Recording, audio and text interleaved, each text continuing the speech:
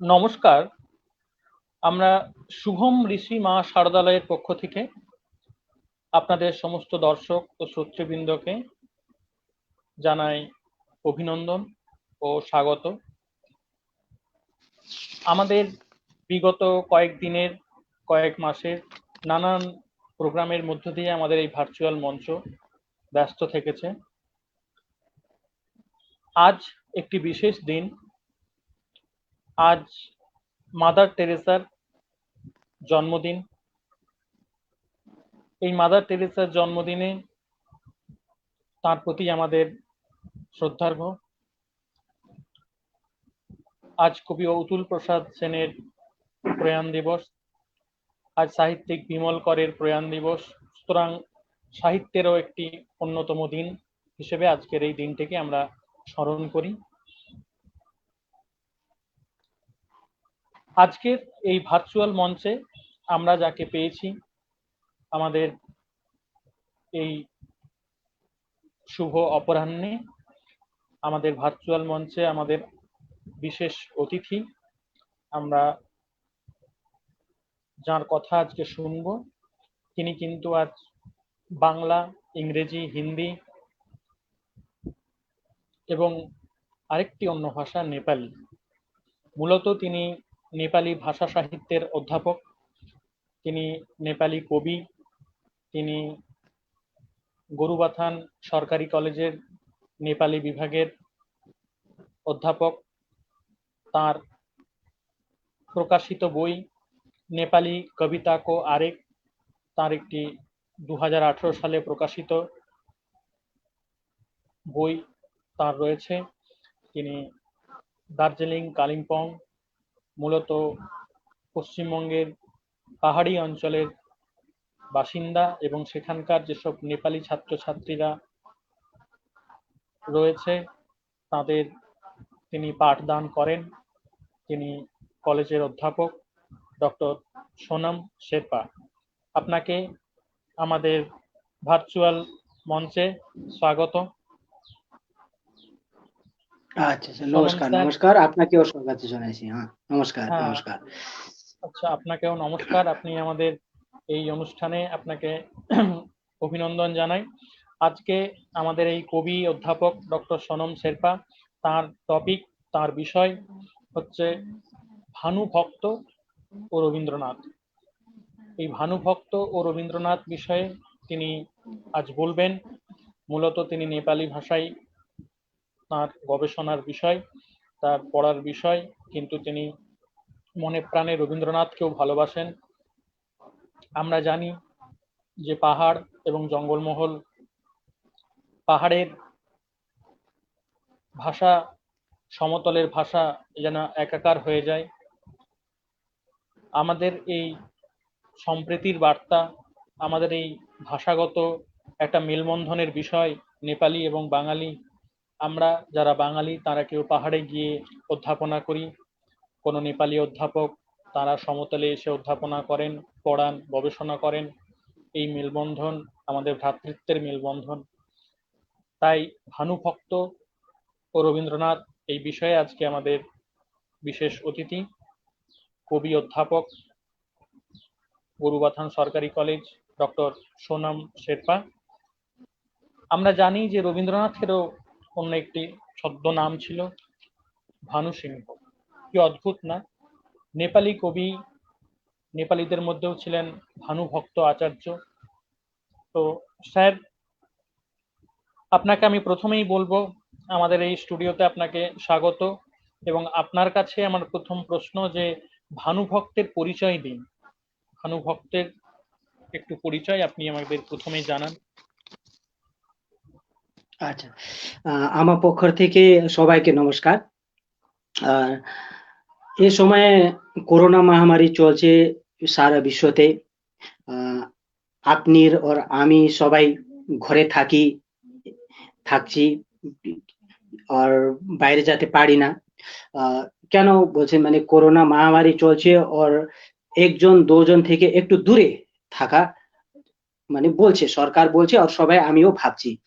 কিন্তু এ বিষয়েতে রবীন্দ্রনাথ ঠাকুর আগেও বলেছি ওর অনেক রবীন্দ্র গান লিখছে, সঙ্গীত লিখছে, রবীন্দ্র গান। একটা গান আছে, আমি শুরুতে বলি একটা গান, চেষ্টা করি। আহ, এরকম ওর একটা গান আছে রবীন্দ্রসঙ্গীত। যদি তোরে ডাক শুনে কেউ না আছে, তবে একলা চলো রে, একলা চলো, একলা চলো, একলা চলো রে, যদি তোরে ডাক শুনে না কেউ না আছে, তবে একলা চলো রে। মানে यदि अगर किसी ने आपको बुलाया नहीं सुन रहे तो क्या हुआ, आप अकेले चलिए, ऐसा बोल रहा है ये गाना। तो अभी समय क्या है, अकेले चलना चाहिए। अगर ज्यादा गैदरिंग में सोशल डिस्टेंस रख के हम लोग रहना चाहिए। तो रविंद्रनाथ ठाकुर शुरू में ये, आज से बहुत साल पहले ये रविंद्र संगीत उसने रचा था, वो रची थी, रचना था। लेकिन ये आज का समय में ये बहुत अच्छा साबित हो रहा है। तो इसीलिए मैं सभी को नमस्कार करके सर्वप्रथम भानुभक्त आचार्य नेपाली साहित्यতে শুরুতে কবি ভানুভক্ত আচার্যের পরিচয় দিতে চেষ্টা করব। ज्यादा বলবো না, একটু ছোটতে ওর চেষ্টা করব আমি। ভানুভক্ত আচার্য এটাই ভারতে কবি না, উনি জন্ম হয়েছিল নেপালে। আষাঢ় মাসে 29 গতে বিক্রম সম্বত 1871। যদি সন আমি দেখি তো সন ধারাতে দেখি তো উনি সন 1841 1841 না 1814 ভিতরে উনার জন্ম হয়েছিল। নেপালে একটা জেলা আছে তনহু, তনহু জেলার ভিতরে একটা গ্রাম আছে, গ্রামের নাম আছে চুদিরাম্বা। চুদিরাম্বা গ্রামে ওর জন্ম হয়েছিল। ওনার ওনার বাবার নাম ছিল ধনঞ্জয় আচার্য, আর মাতার নাম ছিল ধর্মবতী দেবী আচার্য। কিন্তু ভানুভক্ত আচার্যর ওন গ্র্যান্ডফাদার ছিল, যে দাদার বলে, বাংলাতে দাদাই, অবশ্যই দাদা বলে আমি আমি ভাবি। দাদার নাম ছিল শ্রীকৃষ্ণ আচার্য। ভানুভক্ত আচার্য তো আগে কোনো পাঠশালা মানে স্কুলে তো পড়াশোনা করি না, উনি তো বাড়িতেই পড়াশোনা করি, গাঁয়ে, ওর বাড়িতে, নিজের বাড়িতে। ওর বাবা, ওর গ্র্যান্ডফাদার শ্রীকৃষ্ণ আচার্য মহাপণ্ডিত ছিল, জ্যোতিষ ছিল। ওর পণ্ডিতে ওর মানে বিদ্যা কি কি কি শিখাছে, ও সবাই ভানুভক্তকে শিখাছে। তারপরে ওর ভানুভক্ত আগে শিখতে শিখতে শিখতে গেলে একটা নেপালি সাহিত্যতে বিরাট মানে মহান কবি, ও মহান কবি মানে বলে আমি সবাই। ভানুভক্ত আচার্য এরকমই ওর একটা কাজ করছিল, ওর কাজ নেপালিতে বলে খরদারি। খরদারি মানে just like a clerk, office clerk, খরদারি কাজ করছিল। তারপর উনি শুধু খরদারি কাজ না, জ্যোতিষ বিদ্যা উনি পারঙ্গত ছিল, আর উনি বৈদ্যও ছিল। উনি কবি তো অবশ্যই ছিল, উনি তো অনেক মহাকাব্য লিখেছে, খণ্ডকাব্য লিখেছে, ফুটকর কবিতাও লিখেছে ভানুভক্ত। আমি সবাই জানি ভানুভক্ত বললে রামায়ণ, উনি রামায়ণ রচনা করেছে, কিন্তু রামায়ণ না, উনি ভক্তমালা, প্রশ্নোত্তর মালা, বধূ শিক্ষা, রাম গীতা, এরকম উনি উনি লিখেছে। আর ভানুভক্ত দেহান্ত হয়েছিল অশোক মাসে 6 গতে বিক্রম সম্বত 1908, ওইদিকে ওর ওর মৃত্যু হয়েছিল। কিন্তু ওর ज्यादा সময় মানে ও তো শুধু 54 বর্ষ, 54 ইয়ার্স ও সংসারে রয়েছিল। মানে Bhanubhakta he did not live long life, only 54 years. 54 year বাঁচলে কিন্তু উনি নেপালি সাহিত্য ভাষার জন্য অনেক কাজ করছে। সেজন্যই ভানুভক্ত কে আমি আর নেপালি সাহিত্যতে ওকে মহান কবি ঠানি। একটু এরকম আছে ওকে ছোট একটু পরিচয়। আচ্ছা, যাই হোক স্যার, আমাদের আজকে এটা যেমন বোঝালেন, এবং দেখুন উনি কিন্তু বাংলা একেবারেই পড়াশোনা করেননি, কিন্তু কি সুন্দরভাবে তিনি আধো আধো বাংলায় কথা বলবার তিনি চেষ্টা করছেন। তো এই যে চেষ্টা করছেন এবং কি অপূর্বভাবে তিনি বোঝালেন যে যে ধরুন সোশ্যাল ডিস্টেন্সিং, আমাদের প্রত্যেককে একটু দূরত্ব থেকে কথা বলতে হবে, দূরত্ব রাখতে হবে। এবং তিনি প্রথমেই বললেন যে যদি তোর ডাক শুনে কেউ না আসে তবে একলা চলো। অর্থাৎ এই যে মহামারীতে আমরা একে অপরকে বিচ্ছিন্ন হয়ে যাচ্ছি, একে অপরের থেকে মানে কেমন একটা অন্যরকম ভাব।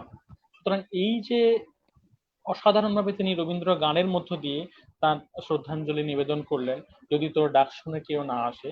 এবং স্যার, এটাও আপনি হয়তো আমার সঙ্গে একমত, এবং এটাও একটু প্রসঙ্গক্রমে বলে রাখি যে যদি তোর ডাক শুনে কেউ না আসে, এটি হুম, হুম, মূলত স্বদেশ পর্যায়ের গান। এবং এটি ভান্ডার পত্রিকায়, এটা যখন রবীন্দ্রনাথ লিখেছিলেন, হ্যাঁ, 1312 বঙ্গাব্দ ভাদ্র আশ্বিন, এটা বাউলের সুর ছিল। হ্যাঁ, আচ্ছা আচ্ছা। এবং এটা, হ্যাঁ, এটা 1909 সালে এই গানটি রচনা করা হয়েছিল। 1908-এ বাউল ছিল, তারপর 1909-এ এটা রচনা করা হয়। এবং যে স্বরলিপি ছিল গানটা, সেটা ইন্দিরা দেবী, হ্যাঁ, সঙ্গীত বিজ্ঞান প্রকাশিকা, এটাতে পাওয়া যায়। এবং এটার যে আচ্ছা আচ্ছা। অনুবাদ ছিল, অনুবাদক রবীন্দ্রনাথ অনুবাদ করেছিলেন, English translation, if they answer not to thy call, walk alone. হুম, এটা রবীন্দ্রনাথই হুম, করেছিলেন। যাই হোক স্যার, আপনি খুব হ্যাঁ, ভালো বলেছেন। এবং ভানুভক্তের এই প্রাথমিক পরিচয় অনেক বাঙালিরা আমরা হয়তো জানি না, তাই তিনি সেটিকে একটু বিস্তারিতভাবে প্রথমেই বললেন অল্প কথায়, কি অপূর্বভাবে। এবং তিনি এও বলেছেন যে ভানুভক্ত কোনো পড়াশুনো তেমন ভাবে ডিগ্রি অর্জন সেটা প্রথমের দিকে তিনি করেননি। এবং রবীন্দ্রনাথও কিন্তু তাই, তারও কিন্তু কোনো সেই ডিগ্রি, সেই প্রথাগত শিক্ষা, স্কুল, বিদ্যালয়, বিশ্ববিদ্যালয় সেরকম ছিল না। সুতরাং দুজনের মধ্যে কত মিল, তাই আমরা দেখতে পাবো যারা বড় মাপের মানুষ হন, যারা এই দূরদ্রষ্টা হন, তারা হয়তো এরকমই হন। যাই হোক, আমি পরের বলি যে বাল্মীকি রামায়ণে আমরা দেখব যে বাল্মীকি যখন রামায়ণের প্রথম শ্লোক, সেখানে বলা হচ্ছে যে হুম, হুম, হুম, মা নিষাদ প্রতিষ্ঠাং তমগম শাশ্বতী সমা যত ক্রঞ্চ মিথুনাদে কম্বধি কামমহিতম। অর্থাৎ রামায়ণের এই যে প্রথম শ্লোক, রামায়ণ যেভাবে আমরা পড়ি, ভানুভক্ত কিন্তু আমরা দেখব যে নেপালি কথায়, এবং তাকে আদিকবি বলা হচ্ছে, তিনি নেপালি ভাষায় তিনি রামায়ণ অনুবাদ করেছিলেন। এবং রামায়ণের আরেকটা দেখব লঙ্কা কাণ্ডে, যখন অনেক অনুবাদ, মানে অনেক বিষয় যেটা মূল রামায়ণ, সেই জায়গাগুলিকে ভানুভক্ত কিভাবে পরিবর্তন করেছিলেন। এবং রামায়ণের লঙ্কা কাণ্ডে সেখানে যখন দেখব যে লক্ষ্মণ যখন রামচন্দ্রকে বলছে যে আমরা তো লঙ্কা কাণ্ডে রাবণকে বধ করলাম, আমরা এখানেই থেকে যাই, আমরা আর অযোধ্যায় ফিরে যাব না, তখন রামচন্দ্র লক্ষ্মণকে বলছে, ভূমের গরিয়সী মাতা স্বর্গদুচ্চতর পিতা, জননী জন্মভূমিশ্চ স্বর্গাদপি গরিয়সী। অর্থাৎ এই যে বাল্মীকি রামায়ণের এই যে সংস্কৃত শ্লোক এবং সংস্কৃতের এই যে পর্যায়ক্রমিক তার আলোচনা, এই বিষয়টা ভানুভক্ত যে রামায়ণ রচনা করেছিলেন, রামায়ণ যে অনুবাদ করেছিলেন, এই বিষয়টা কেমন ভিন্নতা এবং তার পার্থক্য, এটা যদি একটু স্যার আপনি বলেন। আচ্ছা আচ্ছা। সবাই বলে ভানুভক্ত যে রামায়ণ লিখছে ও সংস্কৃত ভাষা থেকে অনুবাদ করছে, এ সবাই বলে। কিন্তু আমি ভাবি সংস্কৃত ভাষাতে উনি মানে টোটাল পোর্শন অনুবাদ নেপালিতে করেন না। ও শুধু আধ্যাত্ম পক্ষ যে আছে, আধ্যাত্ম পক্ষ ও উনি নেপালিতে ট্রান্সলেট করে সরল ভাষাতে লিখে। সেজন্য ভানুভক্ত রামায়ণকে বলে আধ্যাত্ম রামায়ণ। হুম, রামায়ণটা তো ৩টা পার্ট আছে। উনি শুধু আধ্যাত্ম রামায়ণ পক্ষ মানে নেপালি ভাষাতে ট্রান্সলেট করে উনি রামায়ণ লিখছে। মানে কি হচ্ছে মানে বাল্মীকি রামায়ণ সংস্কৃত শুধু সংস্কৃত ভাষাতে লিখছিল, পিওর সংস্কৃত ভাষা। কিন্তু ভানুভক্ত রামায়ণ পিওর নেপালি ভাষা। और আমি नेपाली भाषाते बोले मौलिकता, मौलिक भाषा। जैसे इंग्लिश में बोलता है ना लोकल कलर, स्थानीय रंग भानुभक्त के रामायण में ভানুভক্ত যখন রামায়ণটা রচনা করছে, ও সময় ছিল বিক্রম সম্বত 1898, 1910 এরকম। जैसे सन দেখে তো 1840, सन 1840। वो समय नेपाली समाजे কি ছিল মানে ज्यादातर लोग ইলিটারেট ছিল, অশিক্ষা, অনপढ़। মানে যে গ্রাম আছে সবাই মানে শিক্ষিত ছিল না। তোর তোর সময়ে ভানুভক্ত মানে নেপালিতে রামায়ণে লিখে একটা কাজ কি করছে মানে মানে সবাই তো পড়াশোনা জানছে না, স্কুল ছিল না ও সময়, পাঠশালা ছিল না, তাহলে কি কি রকম পড়ছে মানে তার সময় কি হচ্ছে মানে যখন যখন মানে যে সময় অনুষ্ঠান মানে ব্রতবন্ধ বলে, হ্যাঁ, স্বস্তানি ব্রত কথা, এ সময়তে ভানুভক্তের রামায়ণ ও সবাই মানে বাঁচে, সবাই রিড করে ভালো করে। কিন্তু ও সবাই রিড করে মানে সবাই শিক্ষিত ছিল না, শুধু এক দুজন সাও অক্ষর জানার লোক ছিল। কিন্তু সবাই শুনে শুনে কান, এক কান দিয়ে অর্ক কান দিয়ে অর্ক কান, এরকম এরকম ওর ওর কান দিয়ে মানে ভানুভক্ত যে রামায়ণ ছিল ও শুনছে। আপনি শুরুতে এরকম আছে, আমি নেপালিতে বলি, মানে एक दिन नारद सत्यलोक पुगी गया, लोकों गरों हित भनी। माने एक दिन जब नारद सत्यलोक में गया था, क्यों गया, मतलब लोक के हित करने के लिए। शुरू में भानुभक्त का रामायण में ऐसा है, जैसे হুম। ब्रह्मताई थी या पर्या चरणमा, खुशी गराया पनि। মানে नारद, जे नारद আছে वो तो शुरू में ही लोग के हित करने के लिए गया। क्यों, माने उस समय नेपाल में राणा का शासन था। अगर भारत में देखे तो भानुभक्त समय में मुगल का साम्राज्य था, औरंगजेब था उस वक्त। नेपाल में तो कुर राणा शासन था।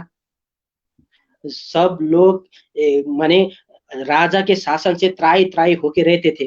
तब भानुभक्त ने क्या किया, माने शुरू में ही उसने भगवान राम का और सीता का किसी का वर्णन नहीं किया। एक जो साधारण व्यक्ति जो नारद है उसका वर्णन करके लोग का हित करने के लिए भेज दिया। তো এরকম উনি করছে কাজ। এরকম করে ভানুভক্ত রামায়ণে और বাল্মীকি রামায়ণ में শুরুতে থেকে একটু ভিন্নতা আছে। और ভানুভক্ত রামায়ণ মানে শুরুতে সুন্দরকাণ্ড और এক দুটো কাণ্ড উনি বাড়িতে লিখছে। উনি সবাই যে যুদ্ধকাণ্ড, কিষ্কিন্ধাকাণ্ড, যে কাণ্ড আছে সবাই রানা শাসনে উনি জেল আছে না, জেল প্রাইজন, ও উনি ওদিকে থাকে উনি লিখছিল, মানে ৩-৪টা কাণ্ড।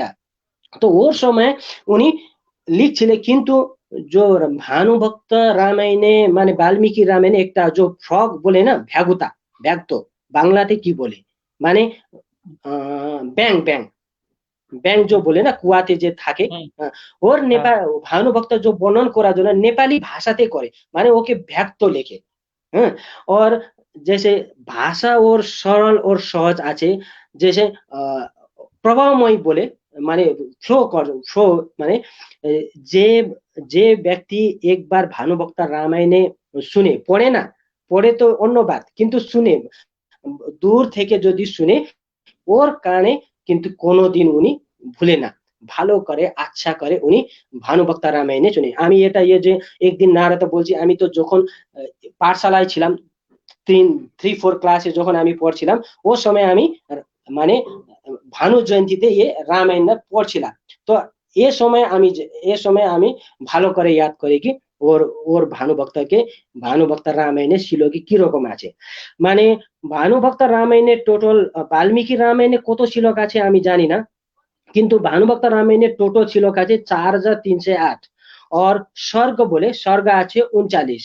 আর উনি ভানুভক্ত প্রিয় ছন্দ ছিল অনষ্টক, কিন্তু এ রামায়ণে উনি 14 টাইপস ছন্দ প্রয়োগ করছে, শিকারিনী, মালিনী, শ্রাগ দ্বারা, এরকম उन्हीं करे। जैसे नेपालीपन जो बोले, नेपालीपन बनाने के लिए उसने क्या क्या करना चाहिए भानुभक्त ने रामायण में, वो सब किया है।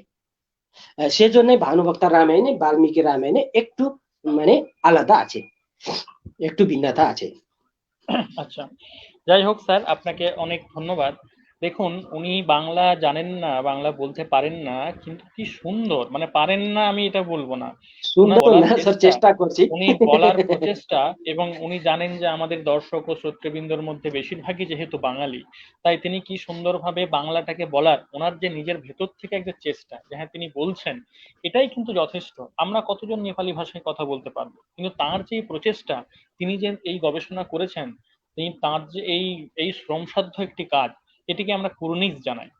ভানুভক্ত, উনি 1814, উনি স্যার আগে বলেছেন যে 1814 থেকে 1868, এই যে তাকে আমরা, এবং তারপরেই দেখবেন রবীন্দ্রনাথ, রবীন্দ্রনাথ কিন্তু 1861, অর্থাৎ হ্যাঁ, রবীন্দ্রনাথ 61, হ্যাঁ। যখন যখন 7 বছর বয়স, রবীন্দ্রনাথের যখন 7 ইয়ার্স ওল্ড, তখন কিন্তু ভানুভক্ত দেহান্ত হন, অর্থাৎ 1868-তে। তো রবীন্দ্রনাথ যখন সেই বয়স, এবং তারপরেও রবীন্দ্রনাথ তো অনেক ছোটবেলা থেকেই, ধরুন উনি কবিতা লিখছেন, হ্যাঁ, তার গান লেখা আছে, এই যে যখন রবীন্দ্রনাথের 11 বছর বয়স তখন তিনি গগনের থালি রবিচন্দ্র দীপক জলে, হ্যাঁ, এই যে এইসব গানগুলো তখন লিখছেন তখন 1873, 1873। তারপরেই যখন 14 বছর বয়স তখন রবীন্দ্রনাথ লিখছেন জল জল চিতা দ্বিগুণ দ্বিগুণ, নাট্যগীতিতে আছে, হ্যাঁ, সেখানে সুরের হয়তো উল্লেখ নেই, কিন্তু যতীন্দ্রনাথের সরোজিনী নাটক, যেটা 1875 নভেম্বর, এই যে বিষয়গুলো সরোজিনী নাটকের শেষাংশে যে মুদ্রণকালে গানটা রচনা হয়েছিল আমাদের সেটা অনুমান। অর্থাৎ এই জল জল চিতা দ্বিগুণ দ্বিগুণ, তার রবীন্দ্রনাথের বয়স তখন 14 বছর বয়স। তারপর রবীন্দ্রনাথ যখন 1877, 1878, তখন বয়স রবীন্দ্রনাথের 16 বছর বয়স। তোমারই তরে মা সপিনু এ দেহ, হম, এই যে সঙ্গীত, বা সাঙ্গন গগন ঘোর ঘন ঘটা, প্রকৃতির যে গান, বা সাধের কাননে মোর প্রেম ও প্রকৃতি, হ্যাঁ, ভানু সিংহ ঠাকুরের পদাবলী, যেটা বলছিলাম যে ভানু ভক্ত এবং ভানু সিংহ, রবীন্দ্রনাথ যখন যেটা বলছেন, এই যে ভানুর প্রতি রবীন্দ্রনাথের জানি না কোন দিক থেকে তিনি নিয়েছেন বা কি হিসেবে নিয়েছেন, হয়তো কোনো প্রভাব ছিল কিনা তাও জানি না, কিন্তু এই যে গহন কুসুম কুঞ্জ মাঝে, এই যে ভানু সিংহ ঠাকুরের পদাবলী, হ্যাঁ, সেখানেও কিন্তু তিনি তখন তার বয়স মাত্র 16 বছর বয়স। বাজাও রে মোহন বাঁশি, হাম সখী দারিদ নারী, সতীমির রজনী সচকিত সজনী। অর্থাৎ রবীন্দ্রনাথের এই যে গান এবং রবীন্দ্রনাথের প্রায় 14, 15, 16 বছর বয়সের যে গানগুলির কথা বললাম, এবং ভানুভক্তও কিন্তু এ নিয়ে অনেক চর্চা করেছেন। অর্থাৎ আমরা বাঙালিরা যেমন 25শে বৈশাখ পালন করি, বাঙালিরা যেমন রবীন্দ্র জয়ন্তী 25শে বৈশাখ বলি, নেপালিদের ক্ষেত্রেও হুম কিন্তু হুম আমি যে 13th জুলাই নেপালিরা যেটা আমাদের ভানু জয়ন্তী তারা বিশেষভাবে সমাদরে পালন করেন। এবং আপনারা যদি দার্জিলিং, কালিম্পং, নেপাল সেখানে যান, আমাদের যেমন বিভিন্ন রাস্তার নাম আছে রবীন্দ্র পল্লী, বিভিন্ন রাস্তার নাম আছে রবীন্দ্র রোড, হ্যাঁ, বা হুম টেগর রোড, হ্যাঁ, সেরকম কিন্তু আমরা নেপাল, দার্জিলিং, কালিম্পং সেসব জায়গায় কিন্তু আমরা সেগুলি পাবো। সুতরাং এই যে বিষয়গুলি, এটা কিন্তু রবীন্দ্রনাথ যেমন বাঙালির হৃদয়ে, নেপালি ভাই বন্ধুদের মধ্যেও কিন্তু ভানুভক্ত সেইভাবেই বিশেষভাবে চর্চিত হয়। সেজন্যই আজকে আমাদের এই আজকের অনুষ্ঠান ভার্চুয়াল মঞ্চে আমরা এই বিষয় নিয়ে আলোচনা করছি, ভানুভক্ত ও রবীন্দ্রনাথ। আমি স্যারের কাছে জেনে নেব যে ভানুভক্ত মূলত কিসের জন্য ফেমাস, কিসের জন্য বিখ্যাত ছিলেন, যদি স্যার একটু বলেন। আচ্ছা আচ্ছা আচ্ছা, এই প্রশ্ন আপনার দিয়ের আগের আমি একটা কথা বলি, আমি আগে বলতে কিন্তু আমি ভুলে গেছি। সবাইকে আমি ক্ষমা দিন। আমি নেপালি মানুষ, আর উম, আর বচপন থেকে শুরু থেকে আমি নেপালি ভাষা, নেপালি মিডিয়ামে পড়াশোনা করি, বাংলাতে পড়ি না। সেজন্য আমার বাংলাতে কিছু কিছু সময় ভুল হতে পারে, আমাকে কিন্তু ক্ষমা দেন। আমি চেষ্টা করি বাংলাতে না না, ঠিক বলার আছে, জন্য, খুব ভালো হচ্ছে, আপনি বলার হ্যাঁ বলুন। জন্য। আচ্ছা। আচ্ছা, আম, ভানুভক্ত, সবাই বলে কি ভানুভক্ত বললে, সবাই বলে কি রামায়ণ, মানে ভানুভক্ত, রামায়ণ, রামায়ণ ভানুভক্ত এ হলো পরবাচী শব্দ। কিন্তু সবাই জানে না কি রামায়ণ কেনে, ভানুভক্ত শুধু রামায়ণ জন্য প্রসিদ্ধ, ফেমাস। কিন্তু ও শুধু ও না, আহ, ভানুভক্ত আজকে যদি দেখে তো 195 বরস আগে নেপালি সমাজে, নেপালি সংস্কৃতিতে যে অবস্থা ছিল, ও অবস্থাতে মানে বিশ্বতে উজাগার করার জন্য প্রথমত চেষ্টা করছে ভানুভক্তা। ভানুভক্তা রামায়ণ লিখছে ওর সময়, ওই जন্য उन्हीं फेमस ना। भानुभक्त ने रामायण लिखा इसलिए वो फेमस है, ये नहीं है, ये भूल है।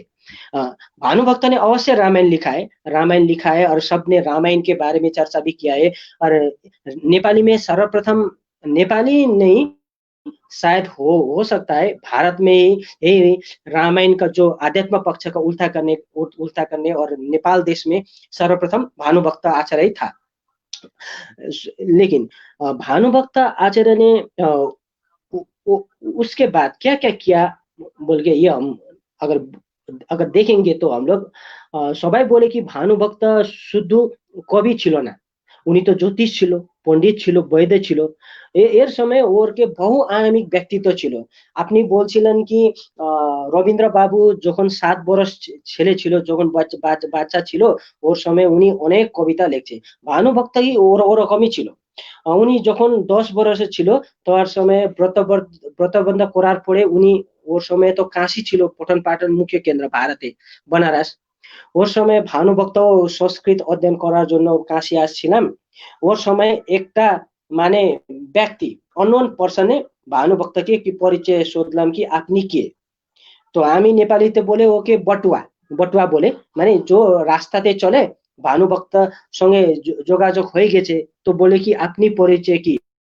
তখন ভানুভক্ত পরিচয় আমি এরকম, আমি নেপাল তনহুতে মানে চুদিরাম্বা গ্রামে জন্ম হয়েছে, আমার বাবা এরকম, মা নাম এরকম বলে না, উনি কবিতাতে পরিচয় কি সুন্দর করে দিলাম। আমি একটা নেপালিতে পড়ার সময় চেষ্টা করি, মানে এরকম উনি পরিচয় দিচ্ছেন কি, খুব उच्चकुल आर्यवंशी हुन गई, सत्कर्ममा मन दिया, विद्या पनि जो धुरन्धुर भई शिक्षा मलाई दिया, इनको नाति म भानुभक्त बनी हुँ, जो जान्य चिन्या लिया।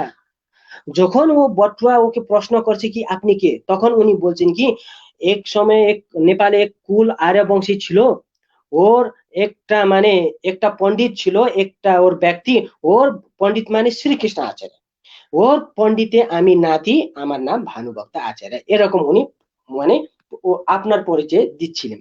আহ আহ ভানুভক্ত অবশ্যই রামায়ণ লিখছে, রামায়ণ লিখে ভালো কাজ করছে সবাই জন্য, আহ আহ সবাই জন্য।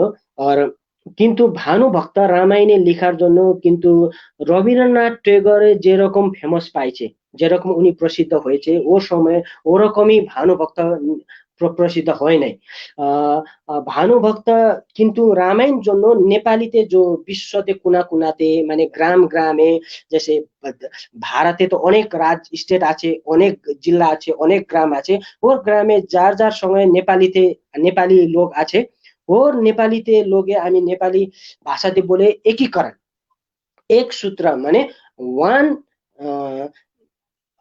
वन माने यूनिटी, वन यूनिटी में लाने के लिए, उसमें बांटने के लिए भानुभक्त ने भानुभक्त रामायण में काम किया है, इसीलिए वो उसको प्रसिद्ध मानते हैं। इसके बाद भानुभक्त ने उस समय, जब भानुभक्त का समय था, बुहारी जो बोलते हैं हम बधू बोलते हैं, sister in law, sister in law के बारे में भी कविता लिखा है, वो मैंने उसके लिए नैतिक शिक्षा का ज्ञान दिया है। जैसे उसका कृति का नाम है बधु शिक्षा। और पढ़े उन्हीं लिखे भक्तमाला, प्रश्नोत्तर माला, ये लिखे भानुभक्त ने शुद्ध नेपाली भाषा और साहित्य ना, अन्य भाषा और अन्य साहित्य, अन्य जाति और अन्य माने संप्रदाय जो समुदाय আছে সবাইকে एक सूत्रते माने बांधने के लिए, एक रहने के लिए, भाईचारा बढ़ाने के लिए उसने काम किया है। इसीलिए हम लोग सब जानते हैं कि भानुभक्त ने अवश्य रामायण लिखा है, रामायण के बाद उसने जो लिखा है, जो काज किया है, वो तो क्योंकि वो तो पंडित ছিল, মানে ধনাঢ্য ব্যক্তি ছিল ওর সময়, ওর লেখার জন্য কিসের দরকার, ও তো ওর ওর বাবার মহাপণ্ডিত ছিল, মানে ব্রাহ্মণ ছিল। কিন্তু ভানুভক্ত ওরকম করে না, সবাই সাধারণ ব্যক্তিতে বাড়িতে গিয়ে মানে মানে আলাপ করছিলাম, গল্প গল্প করছিল, আর সবাই বাড়িতে মানে ভাইচারা হয়ে উনি কাজ করছিল। সেজন্য আহ আহ, বাংলা সাহিত্যতে যেরকমই মানে রবীন্দ্র বাবু প্রসিদ্ধ আছে, ভানুভক্ত নেপালি সাহিত্যতে ভানুভক্ত আচার্য ওরকমই প্রসিদ্ধ আছে। কিন্তু যদি তুলনা করে দেখে তো রবীন্দ্র বাবু মানে মানে প্রসিদ্ধ হয়েছে অনেক মানে অনেক ব্যাপারের জন্য, কিন্তু ভানুভক্ত ওরকম হয় না। কিন্তু ভানুভক্ত জন্ম হয়েছিল নেপালে একটু ভিতরে গ্রামে, সেজন্য একটা আমি ভাবি কি সে ক্ষেত্রের জন্য উনি মানে ফেমাস হয় না ওরকম। হ্যাঁ স্যার বলেছেন যে ভানুভক্ত যেমন প্রত্যন্ত গ্রামে নেপালে জন্মেছিলেন, কিন্তু আমরা তো জানি যে প্রতিভা কখনোই লুকিয়ে থাকে না, প্রতিভা যেখানেই থাকে সেখান থেকে সে ফুঁড়ে বেরোবে। তার অন্যতম উদাহরণ হচ্ছে ভানুভক্ত।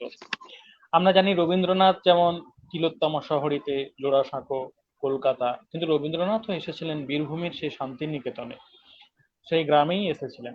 আর ভানুভক্ত কিন্তু ছিলেন নেপালের সেই প্রত্যন্ত গ্রামে।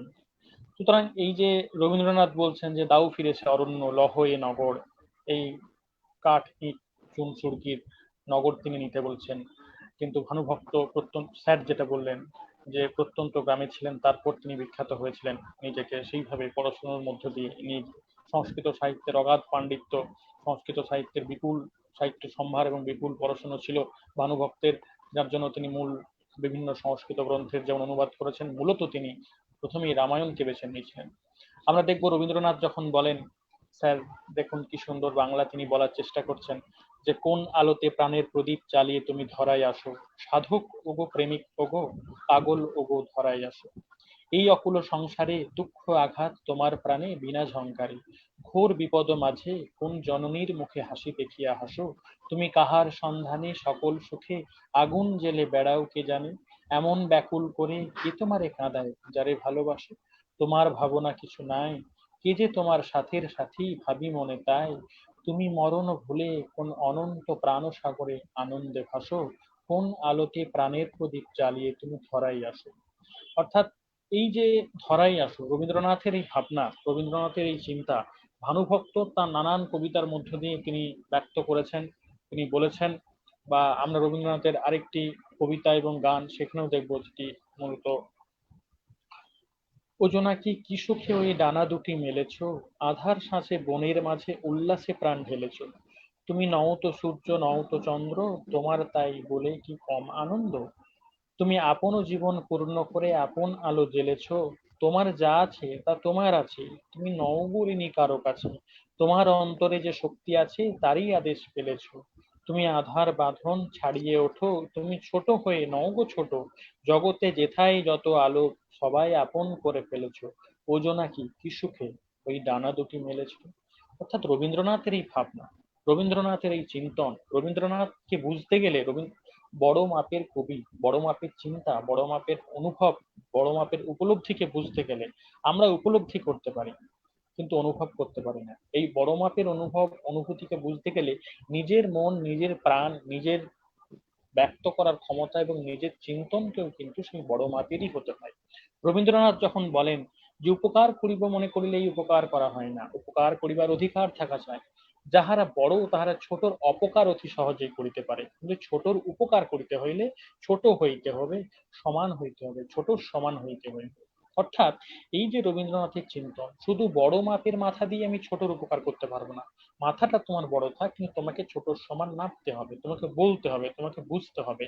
রবীন্দ্রনাথের চিন্তা, রবীন্দ্রনাথের ভাবনা, রবীন্দ্রনাথের দর্শন, রবীন্দ্রনাথ এইভাবেই রবীন্দ্রনাথ। তাই তো রবীন্দ্রনাথ, আমরা বাঙালিরা যেমন রবীন্দ্রনাথ এবং বাঙালি একেবারে অঙ্গাঙ্গী ভাবে জড়িত। রবীন্দ্রনাথ ছাড়া যেমন আমরা প্রায় রবীন্দ্রনাথের ভাবনা চিন্তা দিয়ে আমরা আমাদের সমস্ত দুঃখ, হাসি, কান্না সমস্ত ক্ষেত্রেই আমরা রবীন্দ্রনাথকে পাই।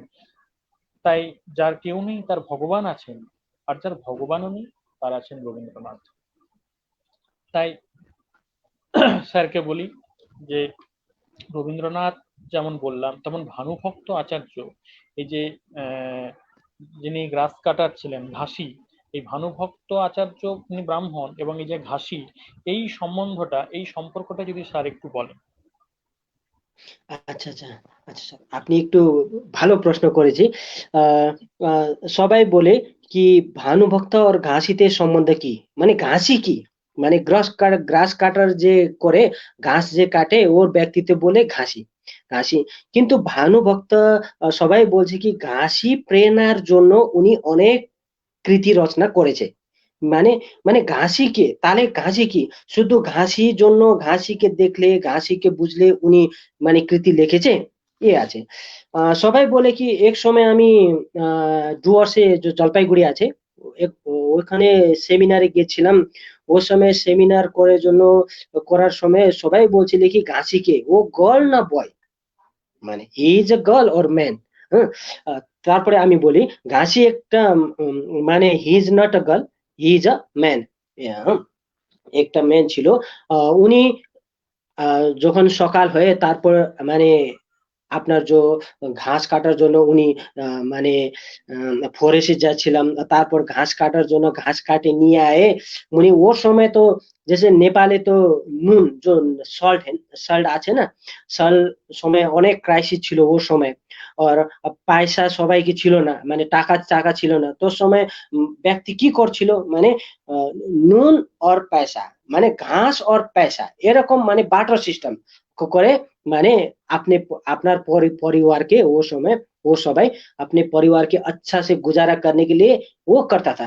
कोई नून देता था तो पैसा, कोई घास देता था तो पैसा, ये ग्रास। तो घासी एक समय क्या घास काट रहा था, भानुभक्त ऐसे ही मैंने मन बांधने लेके या वही ऐसे ही कहीं जा रहा था, तो उस समय घासी ने घास काट रहा था, उसने देख लिया तो बोला कि घासी जी आपने घास काट रहा है, ये घास काट के आप क्या करेंगे। भानुभक्त तो सोचा था सिर्फ वो गाय को खिलाएंगे या बकरी को खिलाएंगे। হ্যাঁ, কিন্তু ও সময় ঘাসি একটা কথা বলছিলাম, আমি তো শুধু এ বকরি ওর গার জন্য তো ঘাস কাটছি না, আমি তো কাটছিল শুধু আমার পরিবারে মানে সার্ভাইভ করার জন্য ঘাস কাটছি না, আমি তো এই ঘাস কাটার পরে যে টাকা আয় মানে 20 টাকা 20 रुपया आई तो আমি 10 টাকা 10 रुपया আমার বাড়িতে খরচা করি, আর 10 টাকা जो রিমাইন আমার হাতে রয়ে তো আমি গ্রামে একটা পন্ড তৈরি করি। পন্ড মানে ও বলে ইনার বলে নেপালিতে, হ্যাঁ, কুয়া কুয়া তৈরি করে। মানে কিরকম মানে পাহাড়ে তো মানে পিএজর জন্য মানে অনেক অসুবিধা হবে, মানে লোক দূর থেকে মানে মানে দূর থেকে पानी लेना उसका जल लेना पड़ता था, क्योंकि पहाड़ में है गांव और नीचे नदी है, तो कैसे लेंगे। तब उस घासी ने सोचा कि थोड़ा एक छोटा सा कुआं बनाएंगे जहां पानी रखेंगे और गांव के लिए और सुविधा होगा।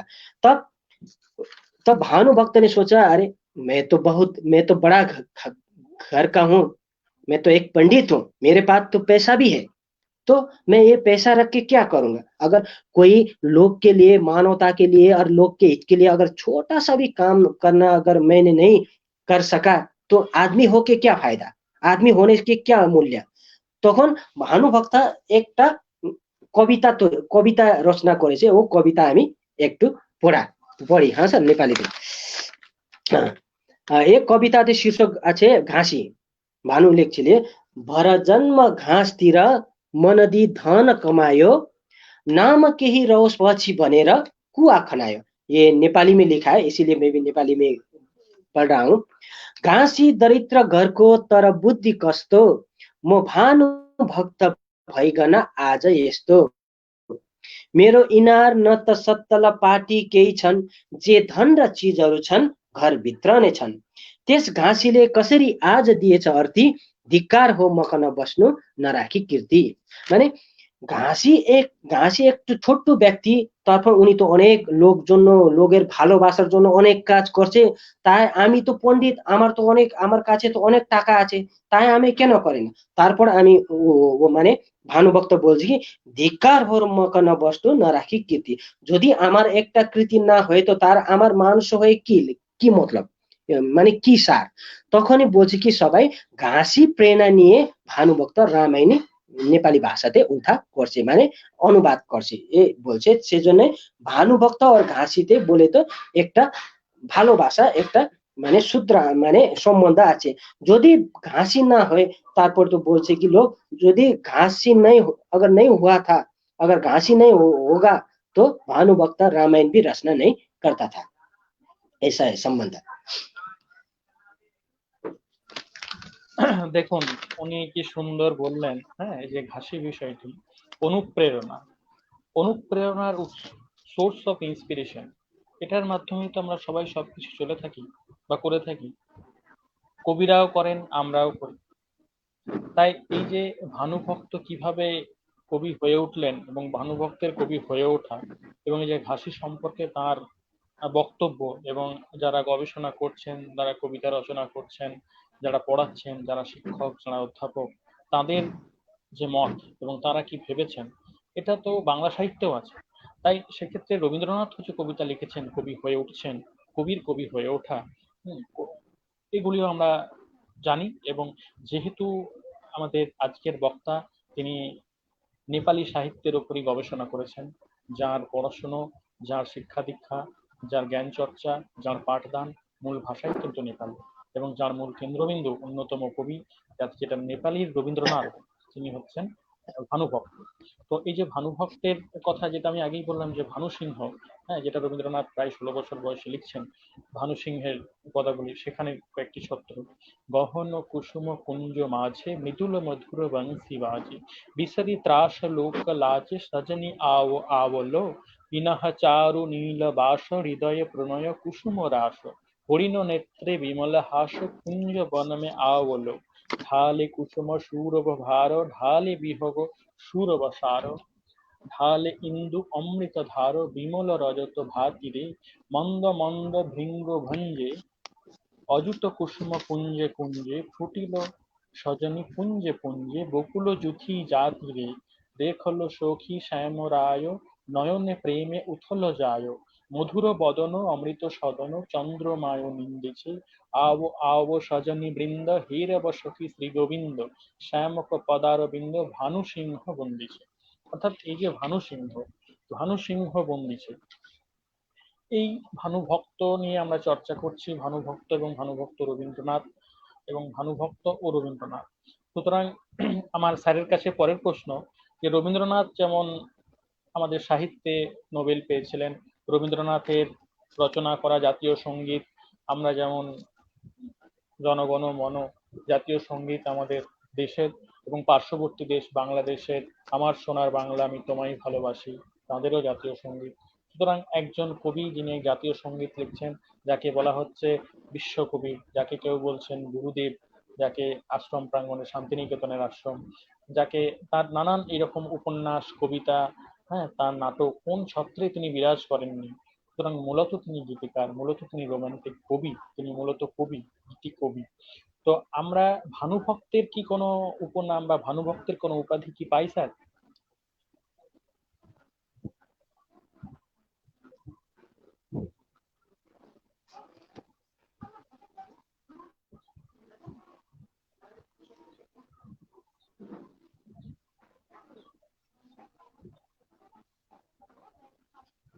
আচ্ছা স্যার, হ্যাঁ হ্যাঁ স্যার, একটু বলেন তো, প্রশ্ন একটু শুনছেন না, একটু আচ্ছা, নেটওয়ার্ক ডিস্টার্ব হচ্ছে বলছি, তো sir.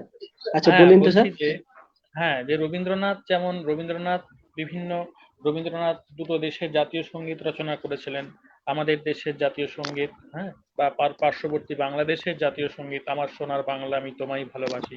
Rabindranath Nobel laureate, Rabindranath সাহিত্যে নোবেল লরিয়েট, রবীন্দ্রনাথের এত বইপত্র, রবীন্দ্রনাথ এত, মানে কোন সাহিত্যের এমন কোনো দিক নেই যেখানে রবীন্দ্রনাথ বিচরণ করেননি। তাই রবীন্দ্রনাথকে যেমন আমরা অনেকেই বিশ্বকবি, অনেকেই গুরুদেব এইসব বলে থাকি, ভানুভক্ত আচার্যকে আমরা কি অন্য কোনো উপাধি আমরা দিয়েছি বা কোনো উপনাম দিয়েছি কিনা যদি একটু বলেন স্যার। আচ্ছা আচ্ছা স্যার, হ্যাঁ হ্যাঁ, আমি সবাই জানি কি রবীন্দ্রনাথ ঠাকুরকে গুরুদেব বলে। ওর এশিয়াতে প্রথম নোবেল পুরস্কার বিজেতা আছে রবীন্দ্রনাথ ঠাকুর। উনি সন 1913 নোবেল পুরস্কার পাচ্ছিলাম। শুধু ও না, উনকে নাইটহুডে বলে। सन 1915 রাজা জজ পঞ্চমে ওকে নাইটহুড, রবীন্দ্রনাথ ঠাকুরকে নাইটহুডও বলছিলেন।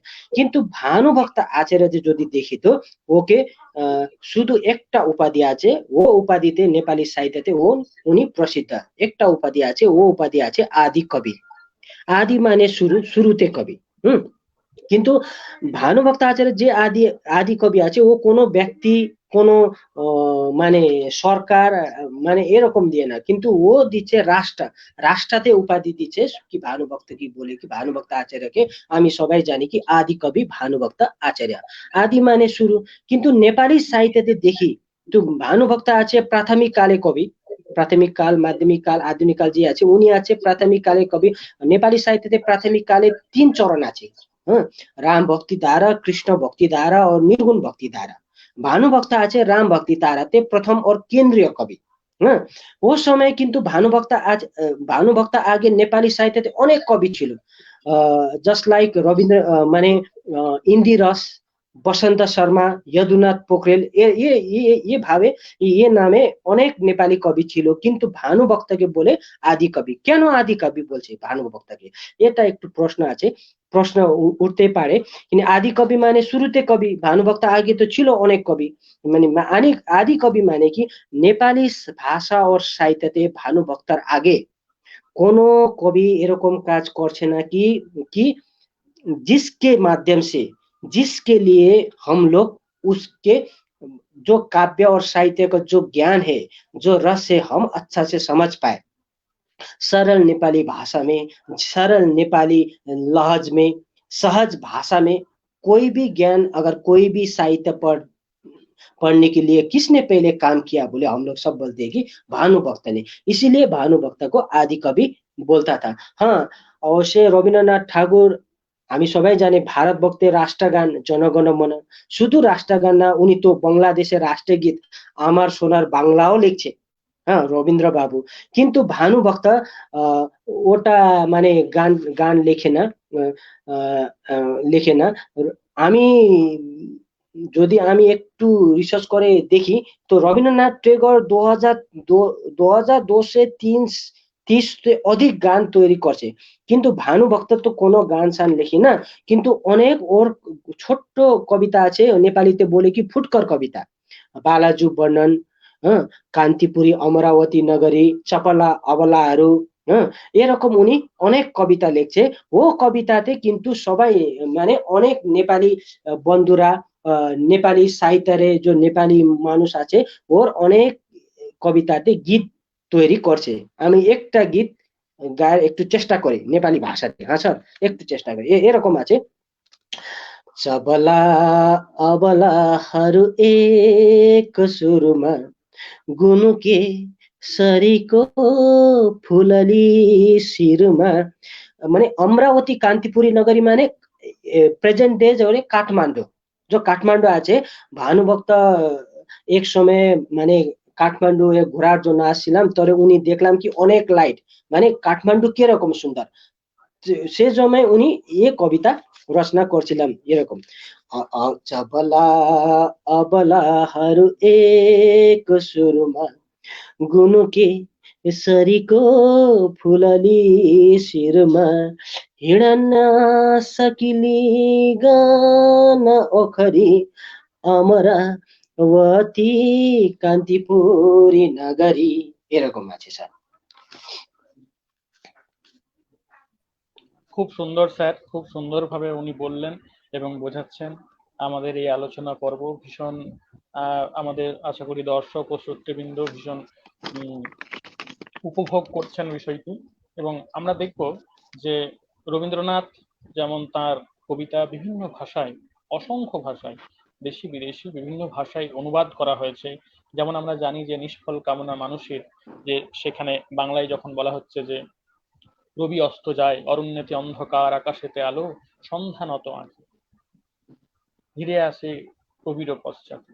তারপর যখন পরপর সেই বাংলা কবিতা এগিয়ে যাচ্ছে, সেখানে নিষ্ফল কামনা কবিতায় বলা হচ্ছে যে কি আছে তোর, কি পারিবি দিতে, আছে কি অনন্ত প্রেম, পারিবি মিটাতে জীবনের অনন্ত অভাব, মহাকাশ ভরা এই অসীম জগৎ জনতা, এরই মাঝে পারিবি কি নিয়ে যেতে চির সহচরে চিররাত্রি দিন, যে জন আপনি ভীত কাতর দুর্বল ম্লান ক্ষুধাত সাতুর অন্ধ দিশাহারা, সে কাহারে পেতে চায় চিরদিন তারে, ভালোবাসো প্রেমে হও বলি চেও না তাহারে।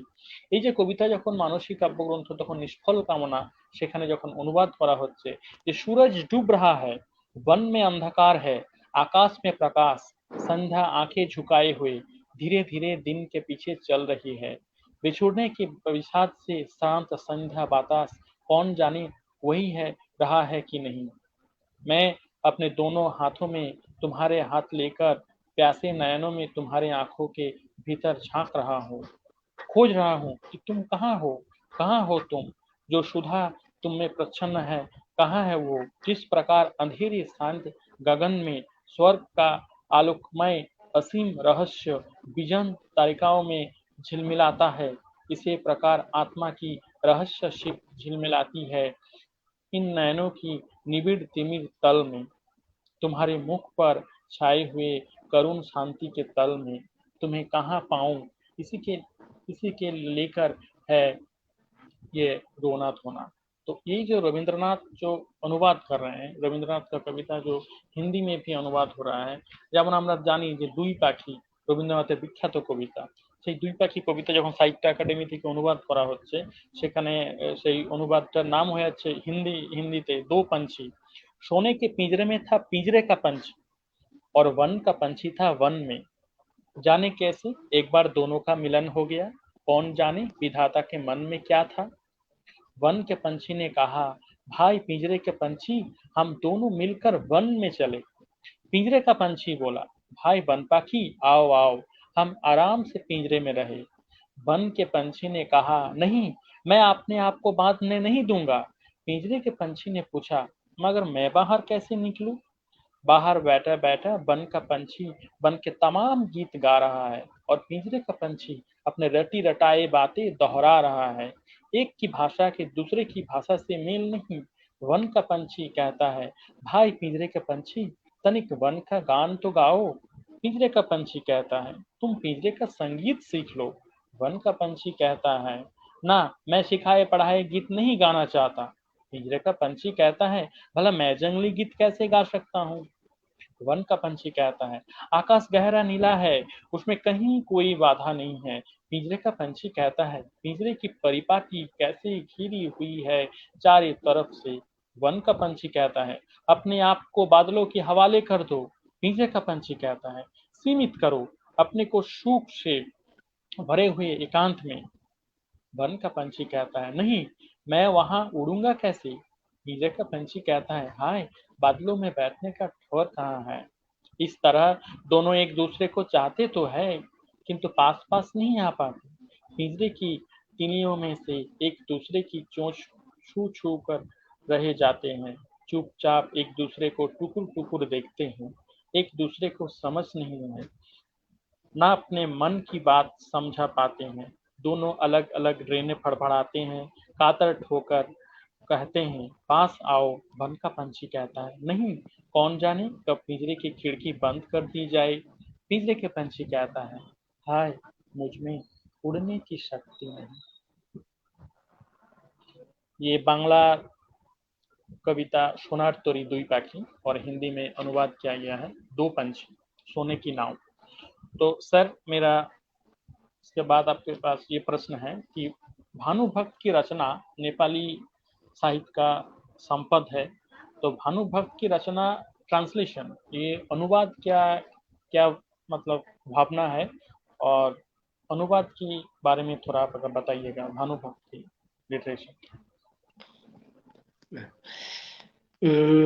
ভারত সরকারের পক্ষ থেকে আমি যতটাই জানি ভারত সরকার পক্ষ থেকে ভানুভক্তা যে কৃতি লিখেছে ট্রান্সলেট করার জন্য অনেকও চেষ্টা করেছি। আমি জানি যে যে সবে সাহিত্য একাডেমি থেকে ভানুভক্ত উপরে 2-3টা বইও তৈরি হয়েছে। কিন্তু ভানুভক্ত নিজের যে কৃতি লিখেছে, শুধু উনি তো রামায়ণ লিখে না, উনি তো ভক্তমালা লিখছে, খণ্ডকাব্য 4টা তো ওনার খণ্ডকাব্য আছে, ভক্তমালা, প্রশ্নোত্তর, রাম গীতা और বধূ শিক্ষা। আর তারপরে উনি 38 থেকে অনেক উনি দো দর্জনে অনেক উনি ফুটকর কবিতাও লিখছে। কিন্তু ভানুভক্ত যে মানে যে বিষয়তে নেপালি সাহিত্যতে রচনা লিখেছে, ও বিষয়তে যদি অন্য ভাষাতে মানে অনুবাদ হয় তো সবাইকে নিয়ে একটু অনেক মানে ফায়দাজনক মানে হবে, আমি এরকম ভাবি। জাস্ট লাইক তেলুগু, তমিল, কন্নড়, ভারতে যে ক্ষেত্রীয় ভাষা আছে না সর, সিন্ধি, অসমিয়া, লাইক হিন্দি, এই ভাষাতে যদি ভালো করে সরকারি পক্ষ থেকেও ইয়া সংস্থাগত ব্যক্তিগত পক্ষ থেকে যদি অনুবাদ হয় তো সবাইকে, শুধু নেপালি জাতি, নেপালি ভাষা, নেপালি সাহিত্যতে না, সবাই জন্য একটু মানে ভালো হয়। আমি জানি কি ইংরেজিতে তো ভানুভক্ত উপরে তো অনেক কাজ হয়েছে, ওর মানে ওর রচনাতে ট্রান্সলেট হয়েছে, কিন্তু শুধু ইংরেজি না, ভারতে যে ভারত তো বহু দেশ বহুভাষা দেশ, বহু জাতি দেশ, হ্যাঁ? ভারতে তো অনেক জাতি, অনেক ভাষা, অনেক ধর্মগুলাও লোক থাকে। সেজন্য ভানুভক্ত যদি নেপালি ভাষাতে যে লিখছে, যদি অন্য ভাষাতে সরকারি পক্ষ থেকে হোক ইয়া সংস্থাগত পক্ষ থেকে যদি অনুবাদ হয়, তো আমি আহ, আহ, একটু মনে করি কি যদি হয় তো सबैके নিয়ে একটু ভালো হবে। इसीलिए मैं बोल रहा हूँ कि भानुभक्त का जो रचना लिखा है, तो अगर सरकार ने हो या व्यक्तिगत हो या संस्थागत हो या कोई भी हो, कई अगर लोग आगे बढ़कर उसका अगर शुद्ध हिंदी में नहीं, बंगला में नहीं, अंग्रेजी में नहीं, तेलुगु, तमिल, कन्नड़, असमिया, सिंधी, मराठी, गुजराती যে ভাষা আছে না স্যার, আচ্ছা সবাই ভাষায় যদি অনুবাদ হয় তো একটু আমার লোকের পক্ষ জন্য ইয়া সবাই লোকের পক্ষের জন্য একটু ভালো ভাষা হয় স্যার। আচ্ছা, যাই হোক, ধন্যবাদ স্যার, আপনি খুব ভালো বলেছেন যে যদি ভারত সরকারের তরফ থেকে যেমন সাহিত্য একাডেমি থেকে ভানুভক্তের কিছু অনুবাদ আমরা পেয়েছি, অনুবাদ হয়েওছে, এবং আপনি চাইছেন যে হ্যাঁ আরো যেসব আঞ্চলিক এবং ক্ষেত্রীয় ভাষা যেগুলো রয়েছে সেই ভাষায় যেন ভানুভক্তের আরো নানান অনুবাদ আমরা পেতে পারি, তাতে ভানুভক্তের যে সাহিত্য চর্চা, সাহিত্য রচনা, সাহিত্য কর্ম সে সম্পর্কে সারা ভারতবাসী এমনকি বিশ্ববাসীও যেন তার কাজকর্ম, তার রচনা যেন আস্বাদ গ্রহণ করতে পারেন। খুব ভালো বললেন, ভীষণ চমৎকার। রবীন্দ্রনাথ যেমন, রবীন্দ্রনাথের গান আছে যে প্রেমের ফাঁদ পাতায় ভুবনে কখন কে ধরা পড়ে কে জানে, করব সব হায় কখন টুটে যায় সলিল বহে যায় নয়নে, এ সুখ ধরণীতে কেবলই চাহনিতে জানো না হবে দিতে আপনা, সুখেরও ছায়া ফেলি কখন যাবে চলি, গরিবে সাধ করি বেদনা, কখন বাজে বাঁশি গরব যায় ভাসি, পরাণ পরে আসি বাঁধন। বা রবীন্দ্রনাথ আরেক জায়গায় বলছেন যে তুমি কোন কাননের ফুল, কোন গগনের তারা, তোমায় কোথায় দেখেছি যেন কোন স্বপনের পাড়া। এই রবীন্দ্রনাথ এবং ভানু সিংহ, ভানু ভক্ত, এই যে ভানু ভক্ত বলতে গিয়ে ভানু সিংহ চলে আসছে, অর্থাৎ এই যে কবি চিন্তা ভাবনা, কবির ভাবনা চিন্তা, কবিদের রচনা, কবির কবিতা, কবি তো বলি কবিতা লেখেন বলি তো কবি বলি, তাই রবীন্দ্রনাথ মূলত কবি, ভানুভক্ত মূলত কবি। তো ভানুভক্ত স্যার, আপনার কাছে আমার আরেকটি প্রশ্ন যে ভানুভক্ত মূলত কি কি বিষয়ে কবিতা লিখেছেন, এবং একটা দুটা কবিতা যদি আপনি একটু আমাদের বলেন। আচ্ছা আচ্ছা, আহ, উম, ভানুভক্ত আচার্য মেনলি পোয়েমই লিখছে, যা ছন্দতে আছে না, তো ওকে পোয়েমই লিখছে, কবিতাও লিখছে। উনি কোনো দিন কোনো সময়ে নোবেল, ড্রামা লিখে না, স্টোরি, শর্ট স্টোরি লিখে না, শুধু কবিতাই লিখে। কিন্তু উনি ওনার কবিতায় অনেক অনেক বিষয় নিয়ে উনি কবিতা রচনা আপনি লিখছে, রচনা লিখেছে। কিন্তু সবচেয়ে মেন পক্ষ আছে আধ্যাত্মিক। হুম, আধ্যাত্মিক পক্ষ পড়ে উনি লিখছে নৈতিক, নৈতিক পক্ষ, সাংস্কৃতিক পক্ষ। ওর ওর কবিতাতে সামাজিক চেতনাও পাওয়া যাবে, শুদ্ধ সামাজিক চেতনা। আর প্রকৃতি চিত্রণ তো ভানুভক্ত ভালো করে করে। শুধু না, উনি তো ক্রান্তিকারী ওর ব্যঙ্গ কবিও ছিলাম ভানুভক্ত আচার্য। আমি একটা বলি, আধ্যাত্মিক পক্ষ থেকে উনকো রামায়ণ, ভক্তমালা, রাম গীতা এরকম ওর কৃতি আছে। যদি নৈতিক পক্ষ দেখি তো বধূ শিক্ষা, প্রশ্নোত্তর মালা এরকম ওর কৃতি আছে। সাংস্কৃতিক পক্ষে তো আমি জানি, আপনারও জানি, রাম ভারতবর্ষ, ভারতবর্ষতে জন্ম হয়েছিলাম। ওর বিবি আছে জোর ও সীতা, উনি তো নেপালে ছড়ি, মানে মানে মানে জনক রাজা, রাজাকে ওর ছড়ি মানে মানে বেটি ছিলাম না, ও মানে সীতা। তো সীতা, রাম হলো মানে জমাই, सीता हलो बेटी। से जो ने हम लोग नेपाली जमाई को जैसे देवता जैसा मानता है, मैंने भगवान जैसा मानता है, आप लोग भी मानते होगा ना। जैसे जमाई को हम लोग नारायण बोलते हैं, नमस्ते करते हैं ना, जैसे प्रणाम करते हैं, जैसे क्यों मैंने हम हमारा बेटी उसने लिया ना, इसीलिए जमाई हो गया राम। राम तो देवता था, वो तो महापुरुष था, इसीलिए हम लोग जमाई को मैंने प्रभु जैसा, देवता जैसे, माने गॉड जैसा मानते हैं, जमाई को अभी भी मानते हैं। लेकिन भानुभक्त ने जो सांस्कृतिक पक्ष और सामाजिक चेतना का जो पक्ष अपने कृति में किया है, वो बहुत अच्छा ढंग से किया है। जैसे एक कविता है, जैसे बधु शिक्षा उसका कृति है। उसका बोलते हैं हम लोग खंड काव्य। खंड काव्य में बधु शिक्षा में उसने नारी के पकड़ नारी जो घर में नारी होता है, जो बधू बधू होती है, उसने क्या करना चाहिए, क्या नहीं करना चाहिए, बधू होके क्या क्या करना चाहिए, ये सा उसने लिखा है। जैसे मैं यहाँ पे बुक में अगर देखूं तो उसने ऐसा लिखा है, आपको कहाँ गया, अच्छा हेरौँ, सर नेपाली में बोलूँगा, नेपाली में लिखा है, नेपाली में लिखा है, सौताको रिस गर्नु पाप छ, बहुत एक दुवैको पति, मर्दामा पनि जानुपर्छ जसले मिलेर सँगै सती। भारत में तो आगे যখন রাজা রামমোহন রয় আগে তো সতী প্রথা ছিল, নেপালেও ছিল, ভারতবর্ষেই ছিল। ও সময় মানে भानुभक्त बधु शिक्षाले लेख्छ कि सौताते सौताके सौताको रिस गर्नु पाप छ, बहुत एकै दुवैको पति। माने जो नेक्स्ट बीवी, जो सेकंड बीवी, जो अगर पति ने कोई पति अगर अ, अगर विवाह करके ले आता है, तब सौता उसको अगर उसको सोचने के लिए भी वो पाप है। क्यों? अगर पति को कुछ हो गया तो दो बीवी हो या तीन बीवी हो या जितना भी बीवी हो, सभी को सती जाना पड़ता है। ऐसा करके उसने सामाजिक नहीं, वो सांस्कृतिक चेतना भी दिया है। भानुभक्त ने प्रकृति चित्रण भी बहुत अच्छा किया है अपनी कृति में। जैसे मैं एक कविता का वर्ष पढ़ के सुनाऊंगा। वो है एक छोटो कविता, আমরা বলি মানে ফুটকর কবিতা। ওর शीर्षक আছে बालाजु वर्णन। এরকম लेख्छे, यदि दिन पछि मैले आज बालाजु देख्या, पृथ्वी तलभरिमा स्वर्ग हो जानी लेख्या, वरिपरि लहरमा भुली बस्न्या चरा छन्, मधुर वचन बोली मन लिँदा क्या सुर छ। মানে नेपाल देशे যখন রানা শাসন ছিল, তো সময় আইছে গেছে বসन्या उठन्या ये भाषा चल्ছিল, মানে नेपाली। तपाईँ आउनुहोस्, तपाईँ जानुहोस्, जैसे आप आइए आप जाइए, माने आइन्छ बसिन्छ गाइन्छ, माने ये हो राजभाषा। तो भानुभक्त वो भाषा थे, वो वही प्रयोग करछिले कि जब भानुभक्त बालाजी में आया था, जब काठमांडू आया था, तब उसने देखा कि काठमांडू तो बहुत झिलिमिली है, बहुत सुंदर है। तब उसने ये उस टाइम का जो काठमांडू का जो वर्णन है, जो प्रकृति चित्रण है उस टाइम का, अपने ऐसे उसने कृति में लिखा है।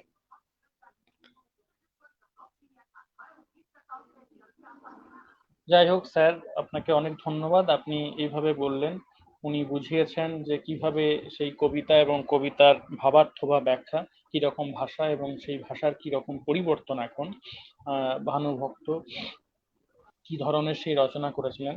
আমরা আমাদের অনুষ্ঠানের প্রায় শেষ পর্বে চলে এসেছি, আমাদের সময় প্রায় অতিক্রান্ত।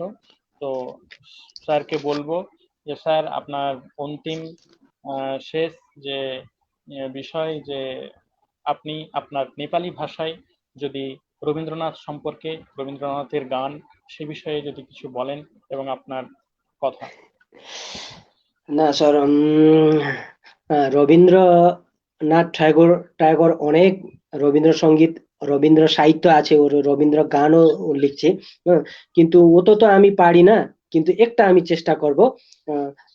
রবীন্দ্রনাথ ঠাকুরের অনেক রবীন্দ্রসঙ্গীত ফেমাস আছে, অনেক প্রসিদ্ধ আছে, একটা আমি কোশিশ করি গাওয়ার জন্য। কি যদি তোরে ডাক শুনে কেউ না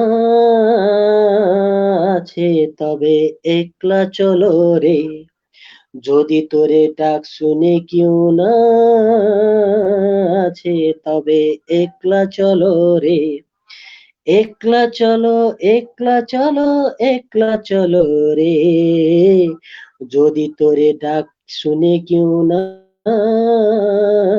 আছে, তবে একলা চলো রে। স্যার আমি এটাই পারি, এর থেকে পারি না। আর আপনার নেপালি ভাষায় যেটা আপনি গাইবেন, নেপালি আচ্ছা ভাষায় আচ্ছা, গান। এই গানটা হ্যাঁ, হ্যাঁ, রবীন্দ্রসঙ্গীত। अच्छा, হ্যাঁ, হ্যাঁ, ये रकम है। अगर ये नेपाली में अगर हम लोग गाएंगे तो ऐसा होगा, यदि तिमीले बोलाएको कसैले सुनेन भने एक्लै हिँड न, यदि तिमीले बोलाएको कसैले सुनेन भने एक्लै हिँड न, एक्लै हिँड एक्लै हिँड एक्लै हिँड न, यदि तिमीले बोलाएको कसैले सुनेन भने एक्लै हिँड न, একলা চলো রে। আচ্ছা স্যার। বাহ, খুব সুন্দর, খুব সুন্দর, খুবই ভালো।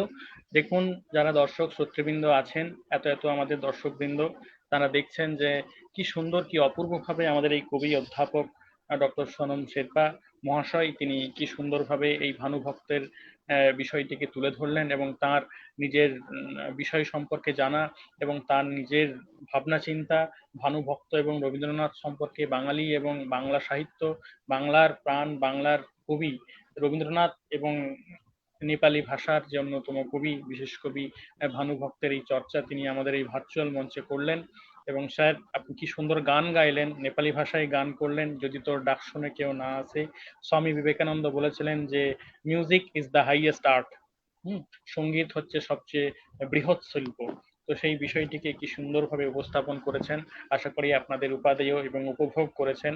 আমরা জানাই আমাদের এই শুভম ঋষি মা শারদালয়ের এই মঞ্চে, এই ভার্চুয়াল মঞ্চে আমাদের গত সপ্তাহের যে জাতীয় শিক্ষানীতি নিয়ে আমরা বিভিন্ন অধ্যাপকদের নিয়ে আলোচনা করেছি।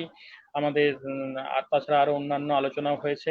আমাদের গত সপ্তাহের বক্তা ছিলেন former vice chancellor university of Gourbanga doctor Achintya Biswas, প্রাক্তন উপাচার্য গৌড়বঙ্গ বিশ্ববিদ্যালয়, তিনি আমাদের এই ভার্চুয়াল মঞ্চে এসেছিলেন। এবং তাছাড়া আরো অন্যান্য অনেক বিশিষ্ট শিক্ষাবিদ এসেছেন। আমাদের আগামী 28 তারিখের যে অনুষ্ঠান, সেটিও সঙ্গীত বিষয়ক। সেখানে বিশিষ্ট স্বনামধন্য লোকসঙ্গীত শিল্পী সঞ্জিত মণ্ডল 28 তারিখ শুক্রবার সন্ধ্যা 6টার সময় এই ভার্চুয়াল মঞ্চে তিনি তার বাউল গানের কথা এবং ব্যাখ্যা, তিনি বাংলার গান এবং বাংলার প্রাণ এই বিষয়ে তিনি বক্তব্য রাখবেন এবং গান গাইবেন।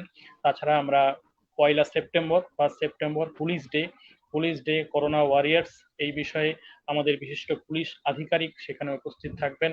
এবং আমাদের 5ই সেপ্টেম্বর শিক্ষক দিবস, সেই শিক্ষক দিবসের দিন আমাদের এই ভার্চুয়াল মঞ্চে অনুষ্ঠান হবে মাস্টারমশাইদের নিয়ে।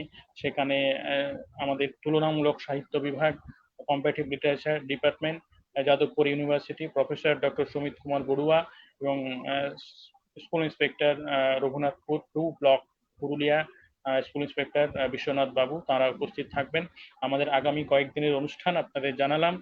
আর আমাদের আজকের এই অনুষ্ঠান ভার্চুয়াল মঞ্চে ভানুভক্ত রবীন্দ্রনাথ, আমরা আমাদের বিশিষ্ট কবি ও অধ্যাপক ডক্টর সোনম শেরপা, আপনাকে অনেক ধন্যবাদ, নমস্কার। আমরা আমাদের অনুষ্ঠান এখানেই শেষ করছি, নমস্কার। নমস্কার। নমস্কার।